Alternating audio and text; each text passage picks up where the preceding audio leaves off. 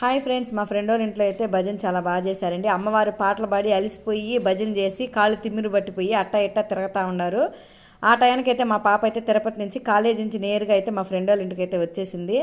అమ్మవారి కుంకుమార్చన అయితే భార్యాభర్త చేస్తే మంచిదని అయితే అమ్మవారి అష్టోత్తరంతో కుంకుమార్చన చేశారు. తర్వాత అయితే మా ప్రియ అమ్మవారి పాట పాడింది, చాలా బాగా పాడింది. ఆ పాటకి ఆ తప్పట్లకి చాలా బాగా కుదిరింది. అయితే నెక్స్ట్ అయితే అమ్మవారికి సాంబ్రాణి వేసేసాము. సాంబ్రాణి వేసిన తర్వాత అయితే అమ్మవారి జ్యోతి వెలిగించి అమ్మవారి నామాలతో ఆ జ్యోతిని అయితే వెలిగించి స్టార్ట్ చేశారు.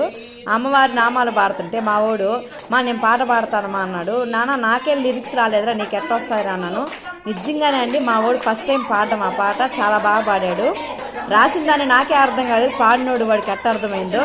ఆ పాట పాడుతుంటే ఆ హుషారుకి నాకైతే తట్టుకోలేకపోయినా, అబ్బా నా కొడుకు భలే పాడుతున్నాడు అని అనిపించింది. నిజంగానే ప్రతి ఒక్కరి దగ్గర పూజ జరిగింది ఒక రకం. అయితే వీళ్ళింట్లో పూజ అయితే చాలా బాగా జరిగిందండి. ప్రతి ఒక్కరు హుషారుగా భజన చేయడం కానీ అసలు భలే హుషారు వచ్చింది పిల్లకాయలు అందరికి కూడా. సరే, సాక్షాత్తు అమ్మవారు ఇక్కడే కూర్చో ఉన్నట్టు అనిపించింది నాకైతే. ఈ పాటలకి ఈ తప్పట్లకైతే ప్రతి ఒక్కరికి గూస్ బంప్స్ వచ్చాయంట.